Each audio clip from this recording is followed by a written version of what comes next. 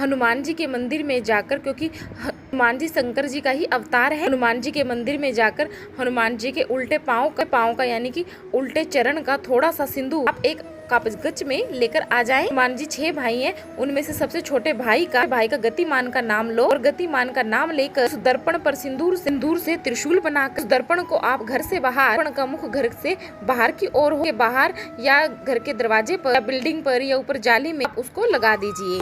शंकर जी का स्मरण कर कर गतिमान जी का नाम लेकर हनुमान जी के उल्टे पाँव का सिंदूर त्रिशूल बनाकर जो दर्पण को लगा देता है, तो 1 महीने के अंदर पता लग जाएगा कि पिछले जो महीने निकले हैं। अंदाजा लगाना कि घर में आपके लोग कितने बीमार पड़ते थे, इस दर्पण को लगाने के बाद बीमारी हुई क्या नहीं। एक बार यह उपाय करके जरूर देखना। विश्वास कर कर करोगे, भगवान शिव का अनुमोदन कर कर, भगवान शंकर का विश्वास कर कर आप इस उपाय को अगर करोगे तो आपको कभी भी कोई बड़ी बीमारी आपके बच्चों को आपको घेर नहीं सकती। शंकर की आराधना करने वाला, शंकर का स्मरण करने वाला, शिव अर्चना में डूबने वाला, शिव का अनुमोदन करने वाला कभी दुखी नहीं हो सकता। आज तक लोगों को हनुमान चालीसा नहीं पढ़नी आई। चालीसा पढ़ने का भी एक नियम है, गुरुजी ने बताया है। अगर कोई लक्ष्य लेकर पढ़ रहे हो उसका भी एक नियम है। पूरी जिंदगी पढ़ते रहोगे भगवान की प्राप्ति नहीं है, पर लक्ष्य लेकर अगर आप हनुमान चालीसा पढ़ोगे आराम से, जिस भगवान की चालीसा पढ़ रहे हो उसकी मूर्त, उसका फोटो आपके सामने होना चाहिए। घी का दिया, या अगर आप हनुमान चालीसा पढ़ रहे हो गाय के घी का ही दीपक जलाओ, घी का दिया लगाएं। अगर हनुमान चालीसा का पाठ कर रहे हो, अगर बहुत ज्यादा संकट है, बहुत ही ज्यादा परेशानी है, हनुमान चालीसा का जब भी आप पाठ करो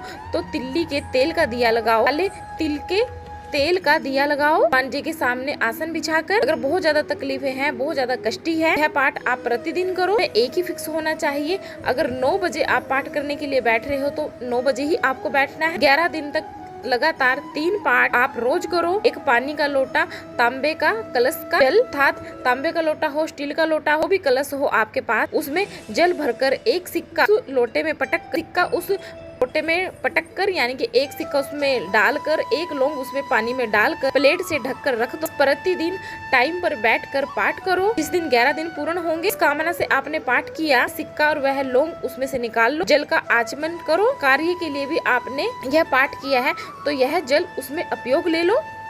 किसी से अगर बात करने जाना है तो वह जल पीकर जाए। किसी से हाथ मिलाना है तो वह सिक्का, वह लौंग अपने साथ लेकर जाए। कोई आपका पैसा खा गया, बहुत ज्यादा परेशान हो गए, वो पैसा आपका नहीं दे रहा है वापिस, हाथ जोड़ लिए, पाँव जोड़ लिए, सब कुछ कर लिया, पर पैसा आपका वापस नहीं आ रहा। हनुमान जी के तीसरे नंबर का भाई रतिमान का नाम लीजिए। एक पीपल का पत्ता लीजिए, उस पर आप रतिमान का नाम जपते हुए सिंदूर से पीपल के पत्ते पर स्वास्तिक बनाएं। जो पैसा लेकर गया है उसका नाम स्मरण करें। उसके बाद उस पीपल के पत्ते को आप चलते हुए पानी में प्रवाहित कर दें। 15 दिन में रतिमान जी कुछ ऐसी कुछ न कुछ घटना कर देता है कि वह व्यक्ति खुद आपको फोन कर कर, हाथ जोड़कर आपके पैसे देकर जाता है। रतिमान का सिर्फ स्मरण ही बहुत है। ध्यान रखिएगा, पंचमुखी हनुमान जी का एक स्मरण, एक भाव। अगर बहुत ज्यादा तकलीफ व्यक्ति को हो रही है, बहुत ज्यादा कष्ट में जीवन चल रहा है, हार गए हर जगह से, तकलीफ में है, जीवन चल रहा है, तो पंचमुखी हनुमान जी का एक शिव महापुराण का और एक स्कंद पुराण का सुंदर एक मंत्र है। उस मंत्र को आप सब हमारे साथ में बोलें। ओम नमो हनुमते रुद्र अवतराय, सर्व शत्रु संग्रहणाय, सर्व रोग हराय, सब वशीकरणाय, रामदूताय स्वाहा। इस मंत्र को आपको अपने हाथ में काली तिल लेकर, एक जौ लेकर, गूगल लेकर और थोड़ा सा उसमें घी डालकर, कंडे पर थोड़ी सी अग्नि जलाकर, कपूर डालकर आप इस मंत्र का 11 बार 21 बार जाप कर कर अपनी कामना कर कर छोड़ दीजिए। कैसा भी रोग हो, बीमारी हो, हारी हो, तकलीफ हो, कष्ट हो, किस दिन के अंदर वह आनंद प्रदान हो जाता है। स्कंद पुराण का मूल मंत्र पंचमुखी हनुमान सुख देता है। यदि आप किसी काम के लिए जा रहे हो, व्यापार के लिए जा रहे हो, नौकरी के लिए जा रहे हो और वह लगी नहीं रही है, बहुत ज्यादा तकलीफ पा रहे हो, सर्विस नहीं लग रही, निवेदन करेंगे 5 पीपल के पत्ते पर 5 लड्डू घर में बने हुए 5 लड्डू बना लीजिए देसी घी के शुद्ध। लड्डू के बीचों बीच आटे का दिया में तिल्ली का तेल डाल भी पंचमुखी हनुमान का मंदिर में जाकर, दक्षिण मुखी हनुमान के मंदिर में जाकर